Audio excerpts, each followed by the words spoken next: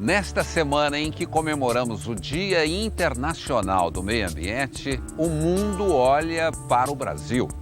Aqui estão as maiores e mais valiosas florestas do planeta. Vamos entrar neste universo verde para mostrar as cenas mais raras e delicadas da vida selvagem. A beleza do beija-flor, o bailarino que desafia a lei da gravidade. Os primeiros meses de vida da mais poderosa ave de rapina do mundo, o gavião real. O colorido espetáculo das aves dançarinas e a correria dos macacos.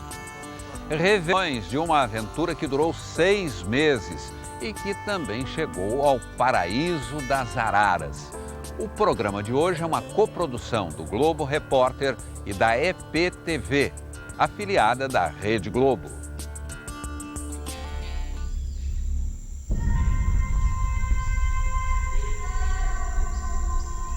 A nossa percepção é limitada. Do alto, ao enxergarmos a floresta, não vemos a árvore. Na terra, ao vermos a árvore, não percebemos o crescimento dela.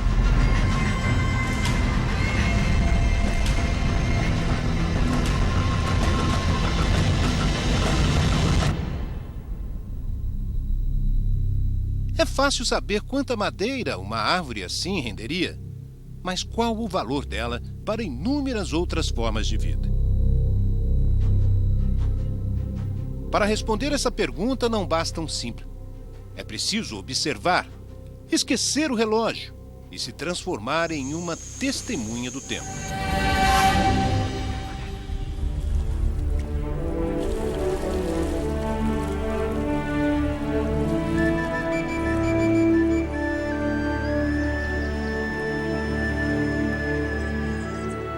Eles formam o grupo das menores aves do mundo.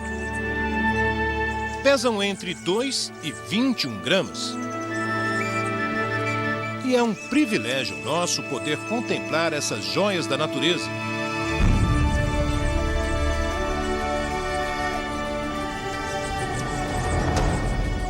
Uma vez que os beija-flores só existem nas Américas e em nenhum outro lugar do mundo. Pousados já encantam. Só assim podemos facilmente a variedade de espécies e suas cores metálicas. A iridescência das penas se revela e impressiona.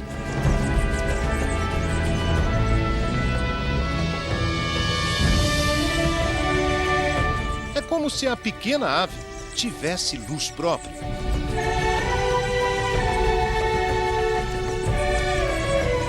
Brilho que esbanja beleza. Seria para atrair a fêmea? É provável, já que as fêmeas costumam ser menos coloridas. Mas o que dizer do beija-flor preto e branco? Se faltam cores, sobram cuidados com as penas. Na hora do banho, todas têm que ser bem limpas.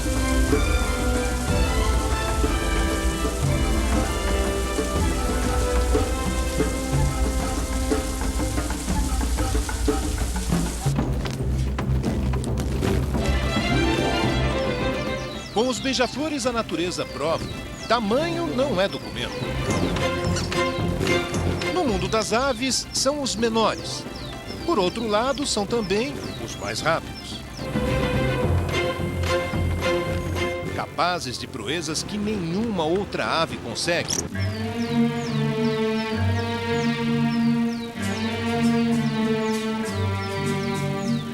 Mestres do voo. Param no ar. Rodopiam. Fazem curvas voando de marcha ré. Como bailarinos do ar, parecem não ter limites e criam a gravidade. Manobras ousadas, sempre atrás do alimento, o néctar das flores. O beija-flor, ele come para voar ou voa para comer? As duas coisas, porque o beija-flor é uma ave que tem uma dieta bem especializada, 90% da sua alimentação é de néctar e os outros 10% está entre pólen e pequenos artrópodos, né, pequenos invertebrados. Os ossos que correspondem aos braços do beija-flor, eles são muito curtos e 70% da asa do beija-flor corresponde ao que seriam as nossas mãos, só que ossos fundidos e alongados. Essa forma permite ao beija-flor ter essa articulação do ombro mais livre e ele consegue rotacionar cerca de 180 graus. Então ele consegue fazer um movimento em forma de 8 com as asas e bem rapidamente ele consegue ficar parado, voando, parado no ar. Algumas espécies chegam a comer de 8 a 10 vezes o peso do corpo por dia. Imagine um homem de 70 quilos comendo até 700 quilos num só dia. A máquina de voar é impulsionada por um coração que equivale até 5% do peso total do corpo. Em nós humanos, o coração não ultrapassa 0,5%. Proporcionalmente, o coração de um beija-flor é bem mais pesado que o nosso. E bem mais ativo também. Chega a bater, ou melhor, vibrar, até 1000 vezes por minuto. Mas é a vibração das potentes asas que faz dessas aves um show à parte do mundo selvagem. O segredo de toda essa habilidade de voo está na rapidez e no movimento das asas desses bichos. Esse é o beija-flor de garganta rubi. Ele pesa 7 gramas e bate as asas 28 vezes em um só segundo. É tanta vibração que a gente pode até admirar, mas enxergar a asa deles, isso não dá. Tanto os nossos olhos quanto a câmera não conseguem definir tamanha vibração.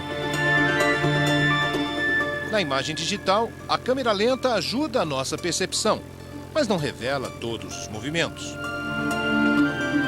O motivo é simples.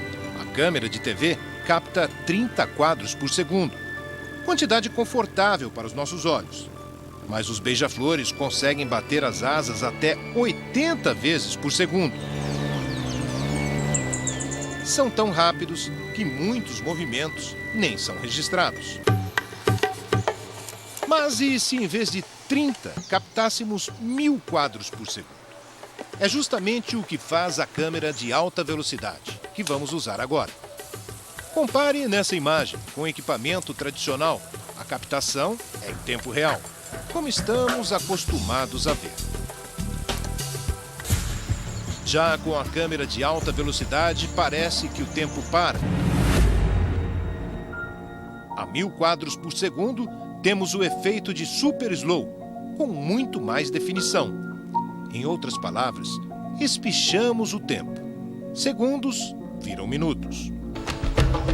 Quando apontamos a lente para os beija-flores, enxergamos o que os olhos não veem.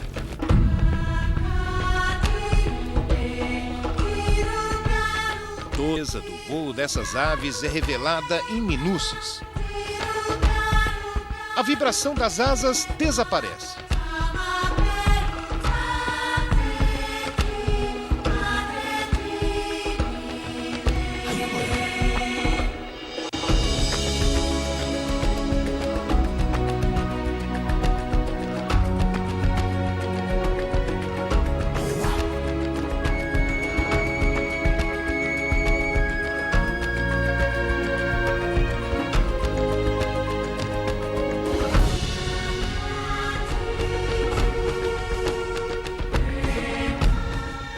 Agora, mais do que nunca, podemos comprovar.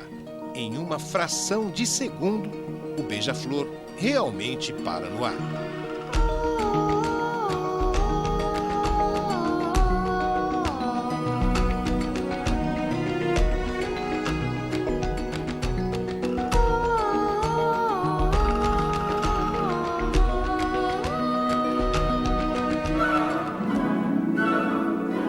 Pequeno, mas forte. Os músculos peitorais podem chegar até 1/3 do peso total da ave.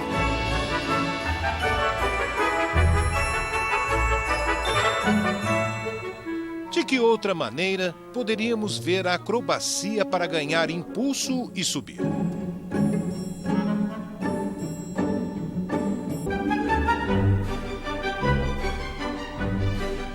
As abelhas e marimbondos, companheiros na busca pelo açúcar, estão sempre por perto. Às vezes, até demais.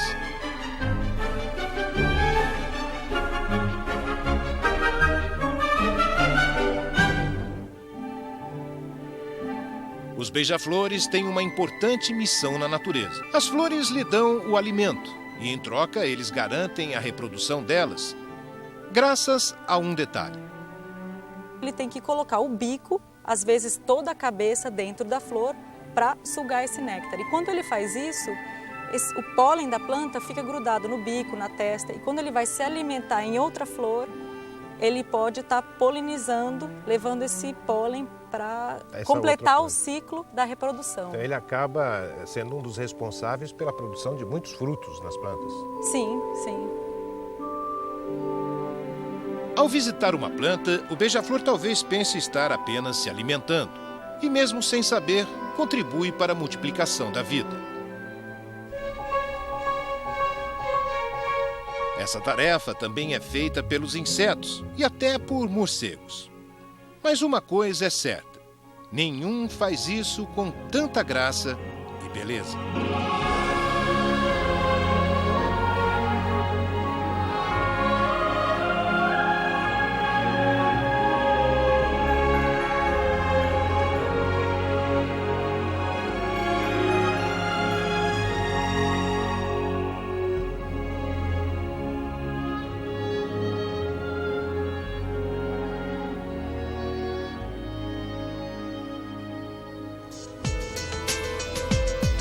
Seis meses no alto de uma árvore amazônica. E nossos repórteres registram o começo da vida do gavião real, a mais poderosa ave de rapina do mundo. Daqui a pouco. Quanto vale essa ave? Um varjão se destaca na mata com cerca de 30 metros de altura. Tanto que foi escolhida como a árvore da vida por um casbias. No ninho, formado por galhos e gravetos, 2 ovos são chocados.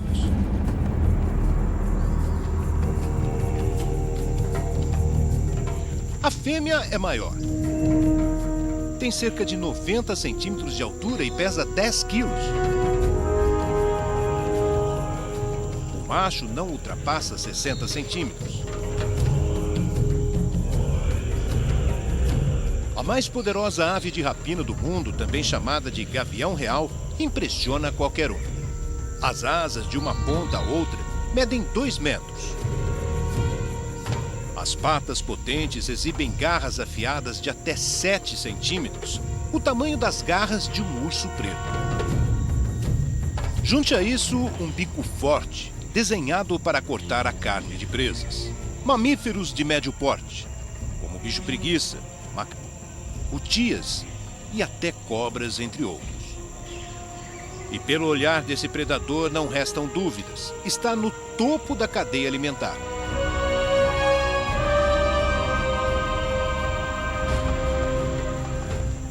Encontrar uma arpia em ambiente natural é sempre um acaso. Esse predador fica sempre num galho alto, imóvel, à espreita das presas. Achar um ninho de arpias, então, é ainda mais difícil. Esse daqui foi encontrado em 2005. De lá para cá, o mesmo casal de arpias já fez o ninho 3 vezes na mesma árvore. Por isso, até uma escada foi montada nessa árvore em frente ao ninho. E lá no alto, uma plataforma para poder observar melhor esses predadores. E é para lá que a gente vai agora.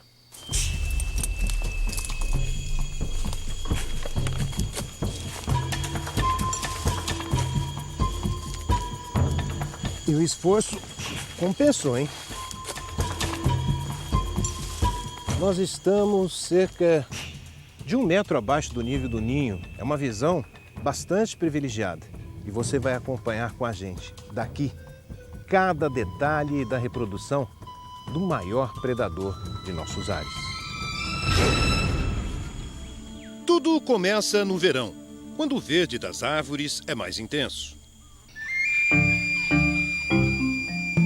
É um dos mais longos períodos de reprodução no mundo das aves. A fêmea passa cerca de 2 meses chocando os ovos e depois mais meio ano alimentando a cria. Assim que nasce um filhote, o outro ovo é descartado. Algum após o nascimento, o bebê arpia dá o ar da graça.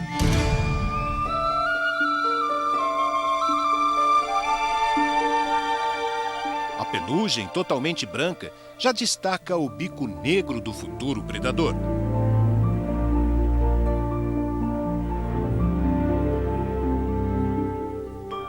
Mas antes de se tornar um caçador, esse filhote, além de crescer, tem muito a aprender.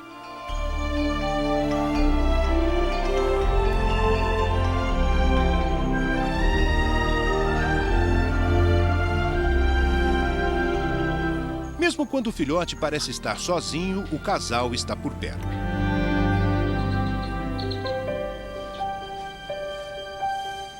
A mãe é a que mais fica no ninho.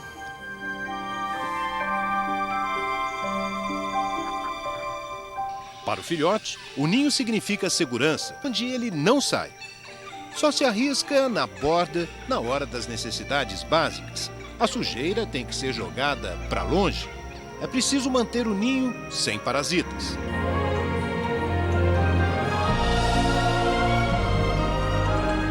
A alimentação é feita pelo casal. Pedaços de animais caçados na floresta.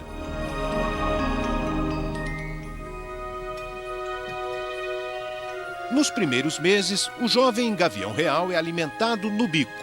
E o trabalho dos pais não se limita a isso.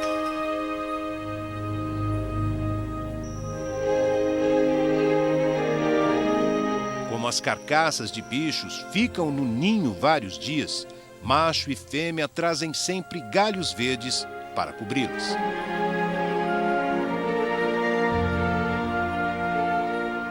O naturalista canadense Bradley Davis a reprodução de arpias há quase 10 anos e tem uma explicação para o dedicado trabalho dos pais. Eu acho que tem a ver com a presença de muitas moscas que vêm atraídas pelo carniço no ninho. Um repelente. Um repelente natural, exatamente. Porque é um cuidado constante deles, constante, né? Sempre trazem. Até o macho traz galhos verdes durante o acasalamento como um jeito de agradar a fêmea. O filhote parece brincar com as folhas verdes. De repente, a fêmea começa a piar alto.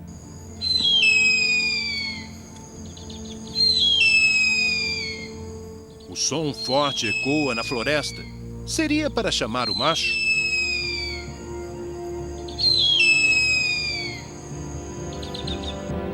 Logo ele aparece e em pouco tempo vai embora de novo. Horas depois, lá vem ele e traz mais comida. Em média, a cada 2 dias, uma carcaça de animal é trazida. Macaco prego, muitas cutias, que é interessante por ser um animal terrestrial. Outros macacos de várias portes, até macaco aranha, eles tentaram caçar, não conseguiram. E várias outras também, entre aves e Agora, nunca trazem o bicho inteiro, né? Eles trazem partes do bicho. Sempre em parte, sempre geralmente decapitado já, mas nunca o bicho inteiro. De barriga cheia, a pequena arpia retribui o cuidado da mãe.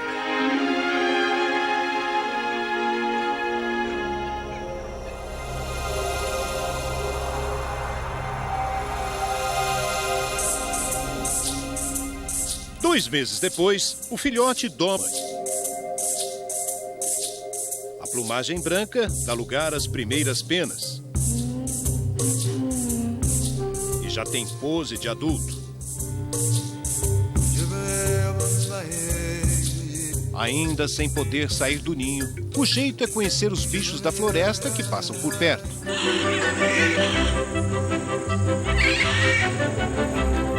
Qualquer movimento próximo chama a atenção do futuro predador. Aves como alma de gato, surucuás, bico de brasa. Já os macacos-aranha parecem provocar o instinto de caça. Os olhos são só atenção.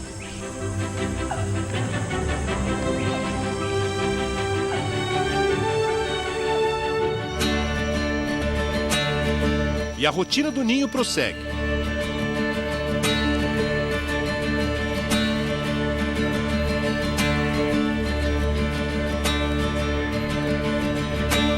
Ora, o calor é tanto que chega a dar sono.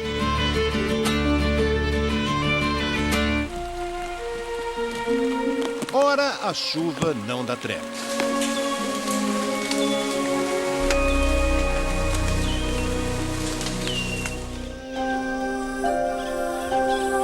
Mais um mês e o filhotão já mostra habilidade. O macho incentiva o jovem predador a comer sozinho. Ele aprende. O pai só ajuda nos pedaços mais difíceis de cortar.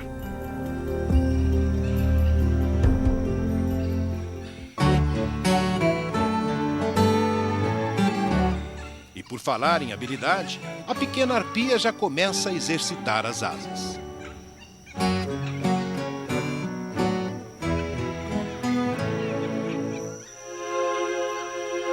Em julho, época da seca na Amazônia, as folhas das árvores perderam um pouco do verde. E se não fosse pelo tom das penas, o jovem filhote poderia ser confundido com os pais.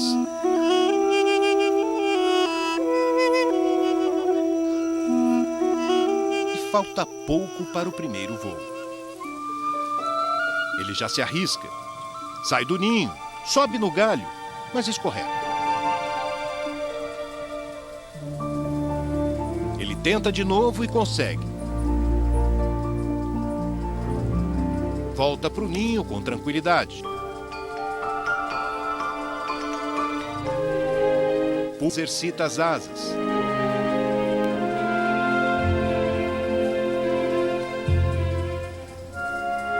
Vai para os galhos mais altos. Está pronto para caçar.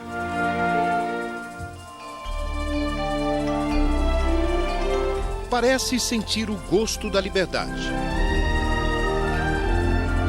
Mas o ninho é sempre referência.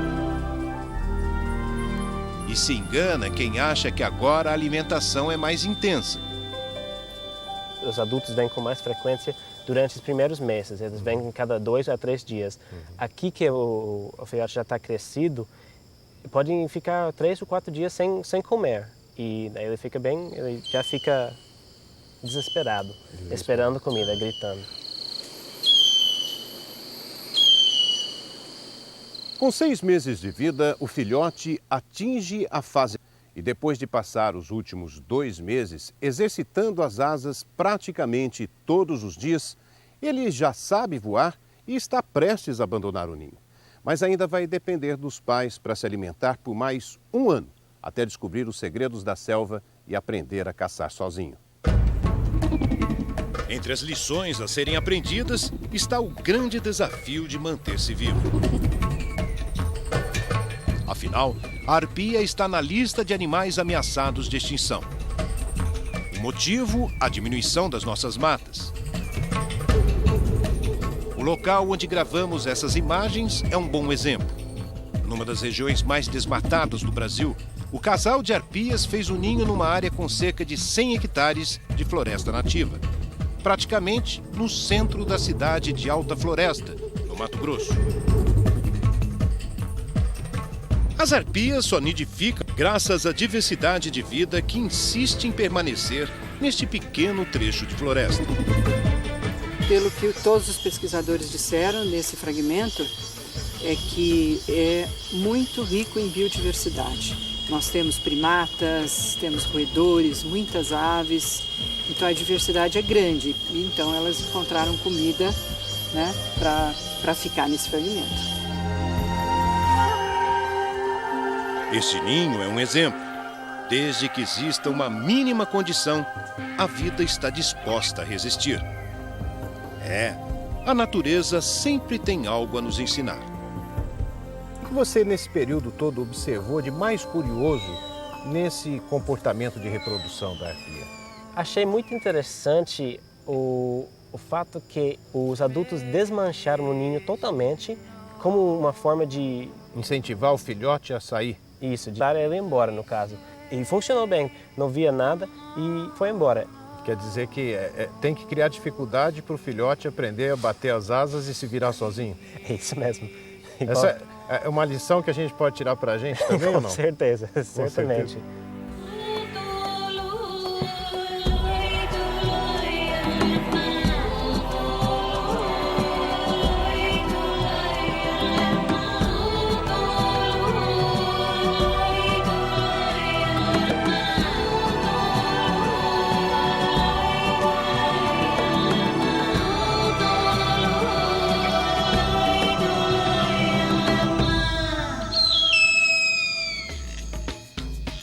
Macacos, operários da floresta.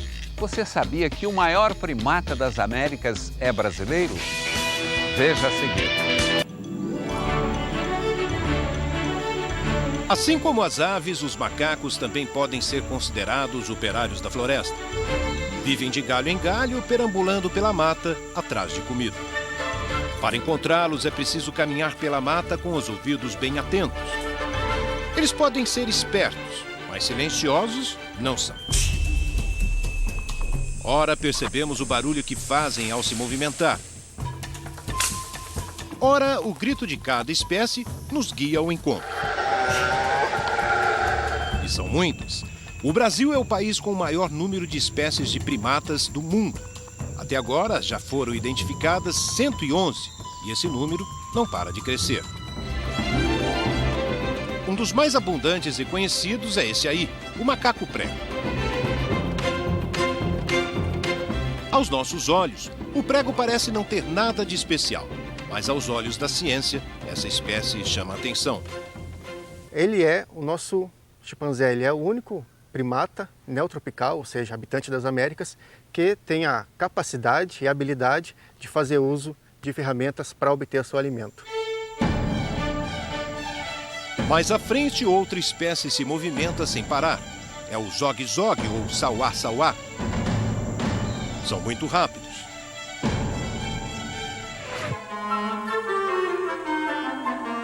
Ligeiro é também o cuxiú. São tão seguros ao se mover pelos galhos que essa fêmea parece nem se preocupar com o filhote grudado nas costas. No quesito tamanho, ganha do prego e do zogue-zogue. Mas o curioso nessa espécie é a cauda grossa. Por causa dela, esse macaco foi extremamente caçado.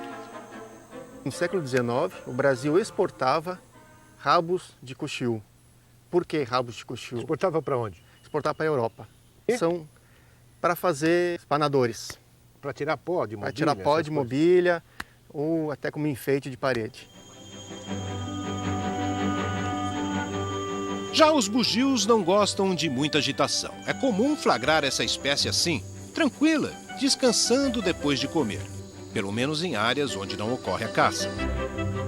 E esse bando se mostrou curioso. Ficou a poucos metros da gente, nos observando atentamente. Esses macacos estavam tão à vontade que pareciam fazer pose para a câmera. Difícil acreditar que essa espécie, tão dócil, emite um som assustador para demarcar território. Esses, pelo visto, mandam no pedaço. E nossos ouvidos continuam nos guiando. De repente ouvimos gritos. Logo encontramos o barulhento macaco-aranha, um dos primatas mais conhecidos do Brasil. Na Amazônia, no sul do Pará, se divide em duas espécies. Os de cara preta e os de cara branca. grandes, mas nada desajeitados. A movimentação pelas árvores é sempre ágil e até com certa dose de risco. A fêmea faz uma pausa para comer os brotos da árvore. Melhor para nós, assim podemos observar bem de perto o lanche da família. Os macacos mais difíceis de serem encontrados na floresta amazônica são os micos. Eles são muito pequenos, extremamente rápidos e se camuflam muito bem junto ao tronco das árvores. Nessa área, eles têm sido avistados e o que nós queremos é encontrar pelo menos um deles para saber qual é a espécie que ocorre aqui. Precisamos caminhar no maior silêncio possível. De repente, um movimento nos galhos. E logo, o mico aparece. Um casal confiante na camuflagem. Conseguimos nos aproximar a cerca de 30 metros, o suficiente para o bicho ficar tranquilo. Na outra margem do rio São Benedito não demos tanta sorte. Só conseguimos uma imagem de outra espécie de mico. Os levantamentos anteriores apontavam que aquela espécie deveria ocorrer nessa área. Contudo, ainda não havia sido comprovado em loco que nessa região nós tínhamos aquela espécie. O mais interessante foi ter encontrado uma espécie irmã, de mesmo gênero, no lado oposto do rio São Benedito, e essa espécie, então, não ter nem ocorrência sugerida para esse local. O grandalhão é esse aí, o muriqui, também conhecido como mono carvoeiro, aliás, pior primata das Américas. Pode chegar a 1,5 m e pesar 15 quilos. Também se divide em duas espécies, o muriqui do sul e do norte. São animais extremamente sociáveis. Vivem em grupos de até 50 indivíduos, com muitos machos. Quando estão no cio, as fêmeas não rejeitam nenhum pretendente. Chegam a acasalar com vários no mesmo dia. Quanto ao comportamento, melhor seguir a descrição dos índios. Em Tupi-Guarani, a palavra muriqui significa pessoa vagarosa, tranquila. Tranquilidade que não se reflete no estado de conservação dessa espécie. O muriqui é um dos 25 primatas mais ameaçados de extinção do mundo. Ele só ocorre no Brasil e sofre com a devastação do seu habitat. Vive em poucos fragmentos de Mata Atlântica, que ainda resistem no sul até o norte do Paraná. Assim como as aves, os macacos são dispersores de sementes. Têm um importante papel na manutenção das florestas. Garantir a existência deles significa semear novas árvores da Mata Atlântica, da Amazônia e outras regiões. Em outras palavras, semear a vida. O espetáculo das aves dançarinas e o poder de uma só árvore capaz de gerar uma floresta e multiplicar a vida. Veja a seguir.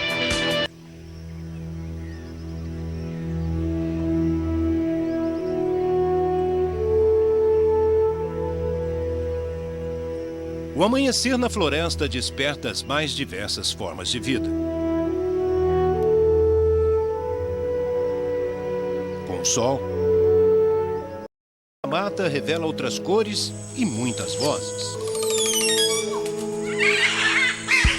Os galhos se transformam em palcos onde, durante a primavera, machos de várias espécies se apresentam em rituais de reprodução. Na Mata Atlântica, os tangarás dançarinos se exibem em grupo na tentativa de seduzir a fêmea.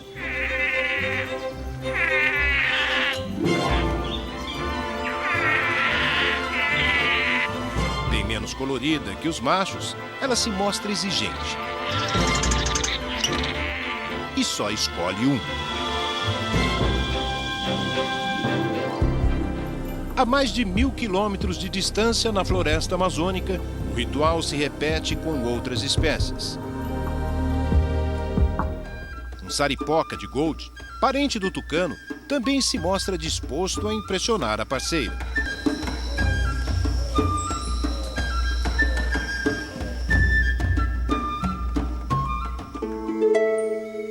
Enquanto isso, no subbosque, embaixo da sombra das grandes árvores, o pequeno cabeça encarnada com apenas 10 centímetros não mede esforços para acertar a plumagem. Quando a fêmea se aproxima, a apresentação é rápida.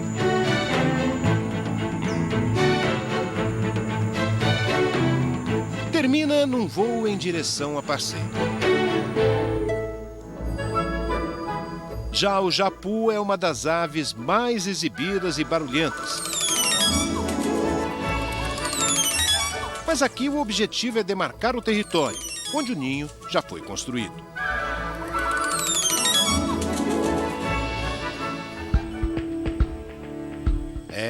As árvores significam as aves.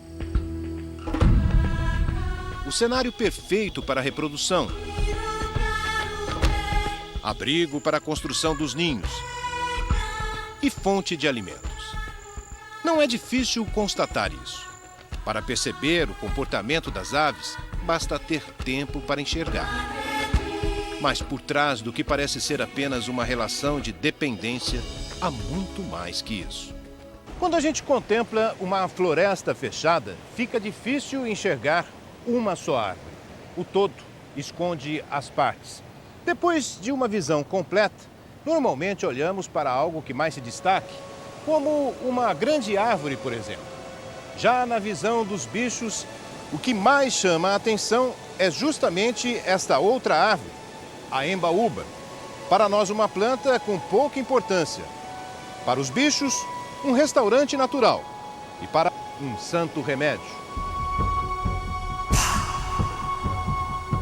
Você deve estar se perguntando como essa árvore foi parar no meio do rio. Mas a embaúba é assim mesmo. Está até onde você não enxerga. A gente pode dizer isso porque a embaúba produz uma grande quantidade de frutos e esses frutos possuem uma grande quantidade de sementes. São esses frutos alongados, né? Em 1 quilo de grãos, contamos 1 milhão de sementes aproximadamente. Por outro lado, a dispersão dela é feita por inúmeras espécies vertebradas. É praticamente a árvore que tem o maior número de animais dispersores da floresta.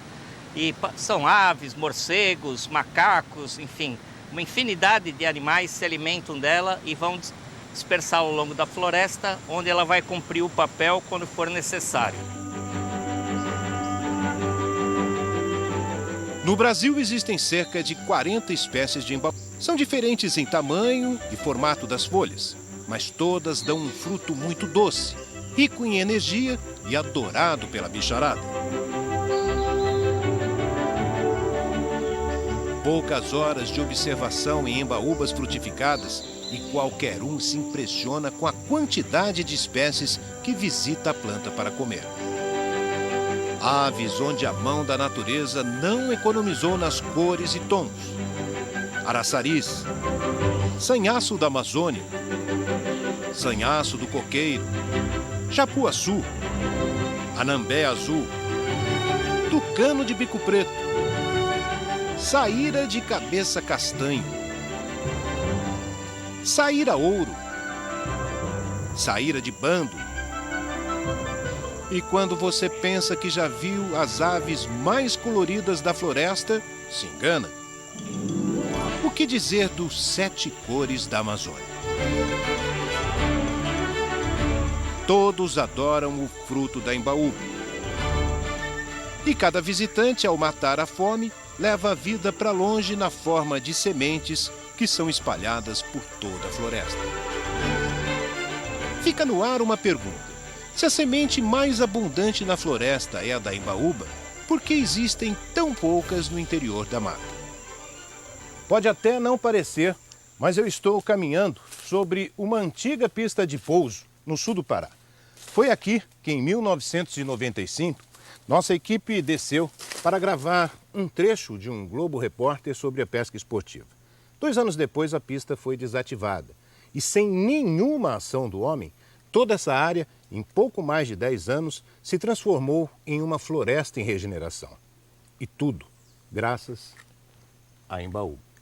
A embaúba ela precisa, para germinar essas sementes, de uma condição de muita luz. Então, somente em ambientes que foram abertos, como é o caso dessa pista de pouso, que as sementes puderam encontrar uma condição de muita luz, crescerem e se tornarem um bosque formado unicamente por embaúbas e oferecer esses frutos para uma série de animais. Esses animais vieram aqui e quando se alimentavam da embaúba, eles ou regurgitavam ou defecavam sementes de outras espécies. E hoje a gente já vê que não tem tanta embaúba aqui.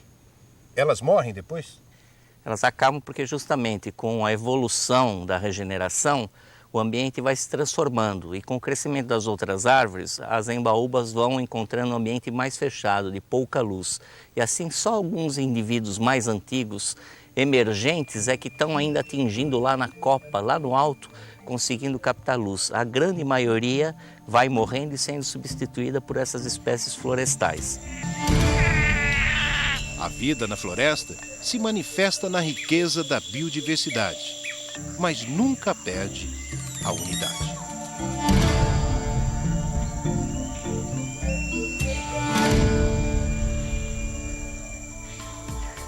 Nossos repórteres chegam ao paraíso das araras. Acredite, ele já foi um lixão. Veja a seguir.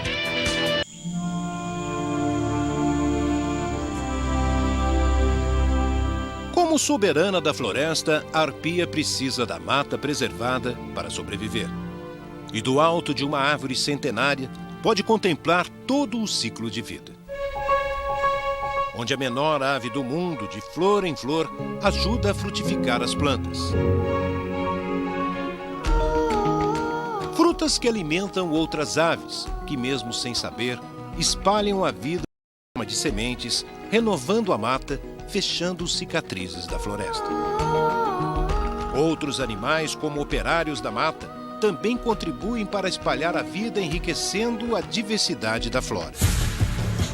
São tantas as relações entre animais e plantas que parecemos pequenos diante da complicada teia da vida. Mas tudo isso cabe dentro da consciência da gente. E então, não nos sentimos mais pequenos e separados das florestas. Foi o que aconteceu com este homem. Seu Modesto Sampaio, 69 anos, foi agricultor e pecuarista. Há pouco mais de 20 anos comprou uma pequena fazenda em Jardim, Mato Grosso do Sul, com a ideia de criar gado. Mas no meio do caminho dele tinha um buraco. E o buraco no caminho de vida do seu Modesto não era um buraco qualquer. Dá só uma olhada dele. Em 1986, quando comprou essa área, tudo isso aqui era um lixão. E apesar de já ser chamado de Buraco das Araras, não existia nenhuma delas aqui. Tinha pessoas até que gostavam de falar, buraco dos urubu, que eu chegava... Só tinha urubu? Só tinha urubu, né? Apesar das brincadeiras, seu Modesto foi fundo no buraco. Retirou toda a sujeira em anos de trabalho e soltou aqui um casal de araras com o sonho de atrair de volta outras. Eu falei para a mulher, se não conseguir 10 araras voando aqui dentro, é um sonho realizado. É, o sonho virou realidade. Hoje vivem aqui cerca de 50 casais.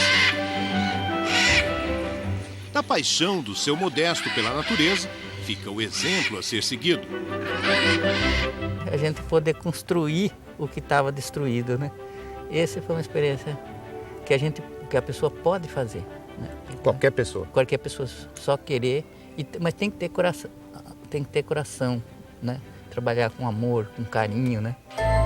O Buraco das Araras é como uma grande caixa acústica da natureza, de onde ecoam gritos que provam. Assim como todas as formas de vida do planeta, qualquer um de nós pode fazer parte desse todo a que chamamos vida.